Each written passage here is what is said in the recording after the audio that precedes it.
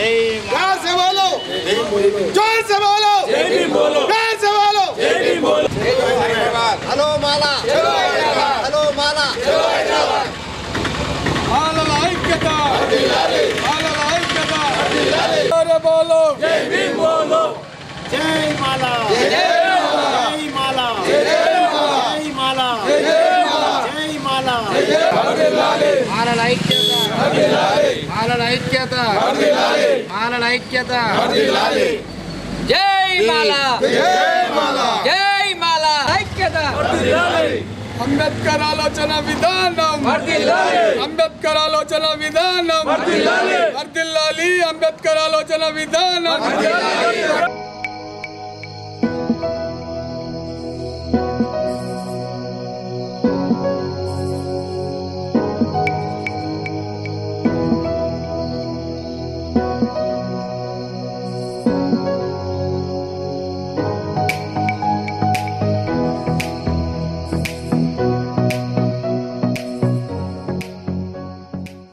అందరికీ జై భీమ్లు.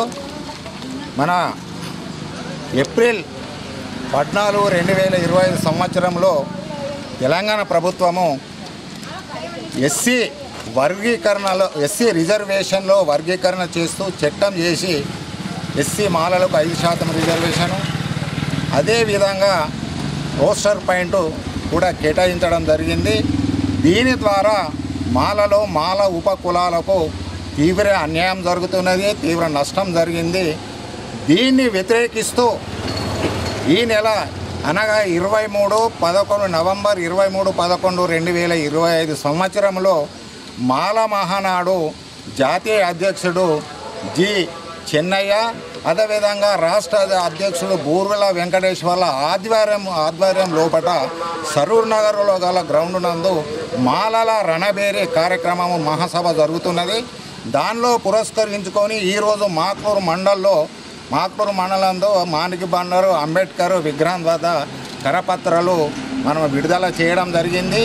ఈ కరపత్రాలు అనేది మాక్లూరు మండల్ మాలమానాడు అధ్యక్షుడు మన రవి గారు, అదేవిధంగా కార్యదర్శి శంకర్ గారు, అదేవిధంగా కోశాధికారి మన గంగాధర్ గారు, మిగతా కార్యవర్గుల సభ్యుల ఆధ్వర్యం లోపల ఈ కరపత్రాలను విడుదల చేయడం జరిగింది. ఈ కరపత్రాల విడుదల కొరకు జిల్లా నుంచి మాలమానాడు జిల్లా ప్రధాన కార్యదర్శి నాంది వినయ్ కుమార్ గారు, అదేవిధంగా ఉపాధ్యక్షులు చంద్రకాంత్ గారు, అదేవిధంగా సంయుక్త కార్యదర్శి లింగన్న గారు, తర్వాత మక్కం గంగాధర్ గారు ఈ కార్యక్రమానికి హాజరవడం జరిగింది. అయితే ఇది అందరికీ తెలిసిన విషయము, మాలలకు రిజర్వేషన్ల వర్గీకరణ చేస్తూ మనకు 5% రిజర్వేషన్ ఇచ్చింది. ఈ 5% రిజర్వేషన్ ద్వారా విద్యార్థులకు విద్య లోపల చాలా నష్టం జరుగుతున్నది. ఏ విధంగా అంటే మన విద్యార్థులు మన ఎంట్రెన్స్ లోపల అంటే బీటెక్ కానీ, ఎంబీబీఎస్ కానీ, బీటెక్ కానీ, ఎంటెక్ కానీ, తర్వాత పీజీ కోర్సులో కూడా టాప్ ర్యాంకులు సాధించినన్నా వాళ్లకు మంచి కాలేజీలలో సీట్ రావడం లేదు. అదేవిధంగా వాళ్ళు అనుకున్న కోర్సులలో కూడా సీట్ రావడం లేదు. ఇది చాలా అన్యాయం జరుగుతున్నది. నేను ఒక ఎగ్జాంపుల్ చెప్తున్నా. మొన్న ఎంబీబీఎస్ సీట్ల లోపల మన ఎస్సీ వర్గీకరణలో గ్రూప్ బిలోలకు 507 సీట్లను కేటాయించడం జరిగింది. అదే గ్రూప్ 1లకు 50 సీట్లు కేటాయించడం జరిగింది. కానీ మనకు 288 సీట్లే కేటాయించడం జరిగింది. ఈ విధంగా మన విద్యార్థులు మన మాల కుల ఉపకులాలకు చెందిన విద్యార్థులు విద్య లోపల కూడా తీవ్ర నష్టపోతున్నారు, తీవ్రంగా అన్యాయం జరుగుతుంది. అదేవిధంగా ఉద్యోగ పరంగా తీసుకున్నట్లయితే ఈ ఉద్యోగ పరంగా కూడా రోస్టర్ పాయింట్ కేటాయింపు లోపల నిరుద్యోగులు కూడా చాలా నష్టపోతున్నారు. నేను ఒక ఎగ్జాంపుల్ చెప్తా. ఇప్పుడు మనకు ఏదైతే ఈ రిజర్వేషన్లో వర్గీకరణ చేస్తూ తెలంగాణ ప్రభుత్వం ఏదైతే జీవో నంబర్ 9, 10, 33, 99 తీసుకొచ్చి రోస్టర్ పాయింట్లు కేటాయించడం జరిగిందో ఆ రోస్టర్ పాయింట్లు కేటాయింపు లోపల 20 పాయింట్ల లోపల మన మాల ఉపకులాలకు కూడా ఒక్క ఉద్యోగం లేదు. అదే ఈ సమాజం లోపల ఉన్న అన్ని కులాలకు అన్ని వర్గాలకు కూడా 20 లోపల అందరికి కూడా ఉద్యోగాలు రావడం జరుగుతున్నాయి. రోస్టర్ పాయింట్లు కేటాయించడం జరుగుతుంది. ఉదాహరణ తీసుకున్నట్లయితే ఓసీ వాళ్ళకు 6 ఉద్యోగాలు వస్తున్నాయి. అదే బీసీ వాళ్ళకు 4 ఉద్యోగాలు వస్తున్నాయి, ఎస్టీ వాళ్ళకు 2 ఉద్యోగాలు వస్తున్నాయి, ఈడబ్ల్యూసీ వాళ్ళకు ఎకనామికల్ వీకర్ సెక్షన్ అని వీకర్ సెక్షన్ అని కేంద్ర ప్రభుత్వము పోయిన సంవత్సరం వాళ్ళకి రిజర్వేషన్ కల్పించి వాళ్ళకు కూడా 2 ఉద్యోగాలు వస్తున్నాయి. అదేవిధంగా ఈ ఎస్సీ లోపల గ్రూప్ 1లకు 1 ఉన్నది, గ్రూప్ 2లకు 2 ఉద్యోగాలు ఉన్నాయి. మన మన ఫిజికల్ హ్యాండిక్యాప్లకు 1 ఉద్యోగం ఉన్నది. కానీ మన మాలోళ్లకు 20 రోస్టర్ పైన ఎటువంటి ఉద్యోగాలు లేవడం లేదు, ఎటువంటి ఉద్యోగులు కూడా కేటాయించడం లేదు. దీని ద్వారా మన మాల ఉపకులాలకు చెందిన నిరుద్యోగులు కూడా తీవ్రంగా నష్టపోతున్నారు. ఏదైతే ఈ రిజర్వేషన్లో వర్గీకరణ తీసుకొచ్చిన తర్వాత మనకు నోటిఫికేషన్లో 4 దాంట్లో నోటిఫికేషన్ 4 సంస్థ లోపల నోటిఫికేషన్ ఇవ్వడం జరిగింది. ఒకటి శాతవాహన యూనివర్సిటీలో 33 పోస్టులకు టీచింగ్ పోస్టులకు నోటిఫికేషన్ ఇస్తే మన మాల కులాలకు 1 పోస్ట్ కూడా రాలేదు. అదే గ్రూప్ 2 ఉన్నోళ్ళకు 6 పోస్టులు ఇచ్చిండ్రు, గ్రూప్ 1 వాళ్ళకు 1 పోస్ట్ ఇచ్చిండ్రు. అదేవిధంగా డెంటల్ డాక్టర్లకు 48 పోస్టులు డెంటల్ డాక్టర్లకు కూడా కేటాయిస్తే మాలకులకు 1 పోస్టు రావడం జరిగింది. వాళ్ళకేంపై గ్రూప్ బి ఉన్నోళ్ళకు 6 పోస్టులు ఇచ్చిండ్రు, గ్రూప్ 1 ఉన్నోళ్ళకు 2 పోస్టులు ఇచ్చిండ్రు. అదేవిధంగా ఆర్టీసీలో కూడా 1000 ఉద్యోగాలు ఇవ్వడం జరిగింది. ఆ 1000 ఉద్యోగాలు సరే మనకు 5% రిజర్వేషన్ ఇచ్చిండ్రు. ఆ 5% రిజర్వేషన్ ప్రకారం మనకు 50 ఉద్యోగాలు రావాలా, మాల కులాలకు 50 ఉద్యోగాలు, కానీ మనకు 28 ఉద్యోగాలే రావడం జరిగింది. అదే ఆ బీసీ అది గ్రూప్ 2 ఉన్న వాళ్ళకు 87 ఉద్యోగాలు ఇవ్వడం జరిగింది. గ్రూప్ 1 ఉన్నోళ్ళు మన దాంట్లో గ్రూప్ 1 ఉన్నోళ్ళకు 31 ఉద్యోగం ఇవ్వడం జరిగింది. ఈ విధంగా కూడా మనకు అన్యాయం జరుగుతుంది. అదేవిధంగా ఈ నెలలో 14వ తారీఖు నాడు కూడా పోలీసు రిక్రూట్మెంట్ ద్వారా ఫోరెన్సిక్ సైన్స్ ల్యాబొరేటరీ ఉద్యోగాలు కూడా 60 ఉద్యోగాలకు కూడా నోటిఫికేషన్ ఇవ్వడం జరిగింది. ఈ 60 ఉద్యోగాలలో మన మాల ఉపకులాలకు 1 ఉద్యోగం కూడా కేటాయించలేదు.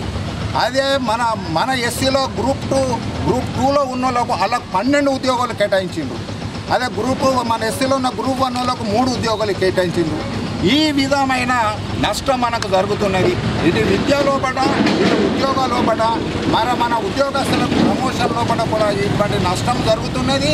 ఈ నష్టమును ఎదిరించడానికి, ఈ అన్యాయం ఎదిరించడానికి, మనం యొక్క బలను చూపించడానికి జాతీయ అధ్యక్షుల ఆధ్వర్యం లోపల సరూరు నగర్లో ఏదైతే బహిరంగ మాలల రణవేరి సభ పెట్టిండో దానికి నిజామాబాద్ జిల్లాలో మాక్లూరు మండలంలో ఉన్న నిజామాబాద్ జిల్లాలో ఉన్న మాల బాంధవులు, అదేవిధంగా మాల బాంధవులు, విద్యార్థులు, నిరుద్యోగులు, ఉద్యోగులు అందరూ వచ్చి ఈ యొక్క మహాసభను, ఈ మాలల రణబేరి సభను జయప్రదం చేయాలని నిజామాబాద్ జిల్లా మాలమానాడు తరఫున, అదేవిధంగా మాక్లూరు మండల మాలమానాడు తరఫున అందరికి కోరుతున్నాము.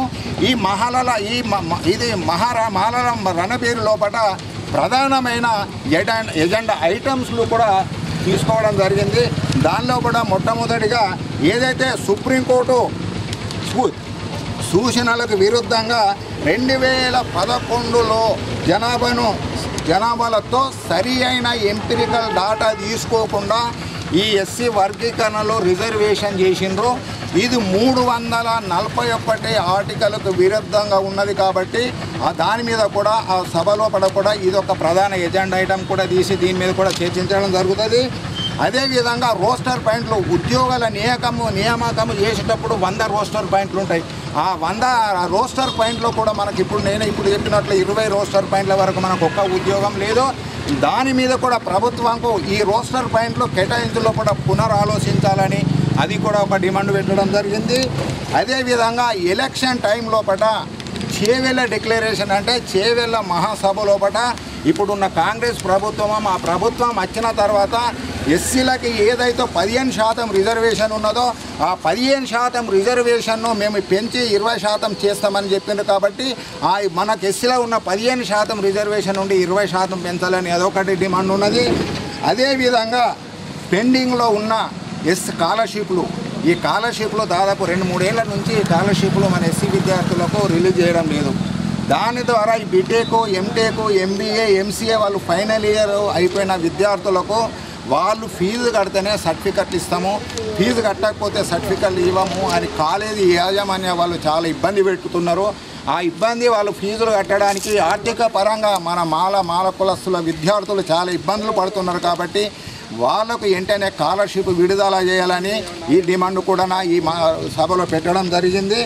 ఏర్పాటు చేసి దానికి 1000 కోట్లు నిధులు ఇచ్చి మన మాలల యొక్క అభివృద్ధి కొరకు సంక్షేమం కొరకు చేయాలని, సంక్షేమ అభివృద్ధి కొరకు కూడా ఈ 1000 కోట్ల విడుదల చేయాలని కూడా అదొక డిమాండ్ పెట్టడం జరిగింది. అదేవిధంగా ఇప్పటి వరకు ఎస్సీ సబ్ ప్లాన్లో ఎంత డబ్బులు కేటాయించారో, ఎంత బడ్జెట్ కేటాయించారో ఆ బడ్జెట్ యొక్క శ్వేతపత్రం విడుదల చేయాలని ఈ డిమాండ్ కూడా మనం ఆ మాలల రణబేరి కార్యక్రమంలో పెట్టడం జరిగింది.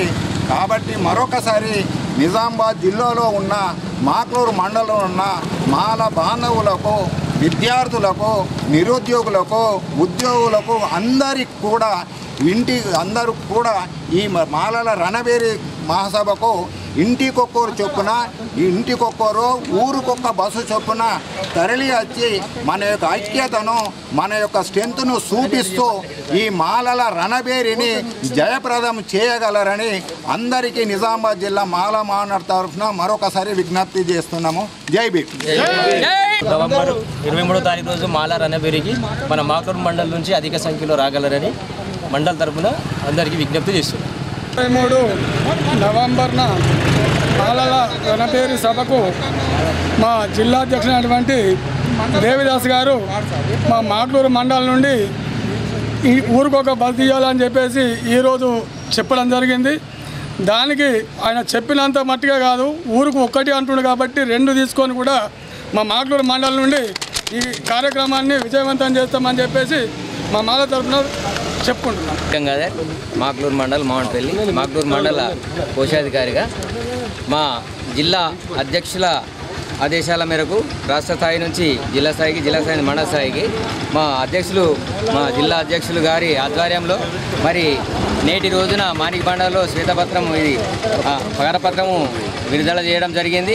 మరియు మన మాక్లూరు మండలు ప్రతి మాల సోదరులు, సోదరిమణులు అందరూ గ్రామాన ఇంటికొకరు కంపల్సరీ రావాలని కోరుకుంటూ, మరియు ఇటు కార్యక్రమాన్ని దిగ్విజయం చేయాలని చెప్పేసి ఇంతకుముందు మనం జింగాన గ్రౌండ్లో ఎలాగా దిగ్విజయం చేసినామో అలాగా ఈ సరూర్ నగర్లో కూడా దిగ్విజయం చేయాలని, మరి మన హక్కుల కోసము, మన కోసము మనము మరి వెళ్ళాలని, వేరే ఏదో పార్టీల కోసం ఎన్నోసార్లు వెళ్తారు కాబట్టి ఇది మన కోసము, మన జాతి కోసము, మన బతుకు కోసము, మన పిల్లల కోసము వెళ్తున్నాం కాబట్టి ఇంటికొకరు తప్పకుండా రావాలని మరి మన మండలి తరఫు నుంచి కోరుకుంటున్నాం.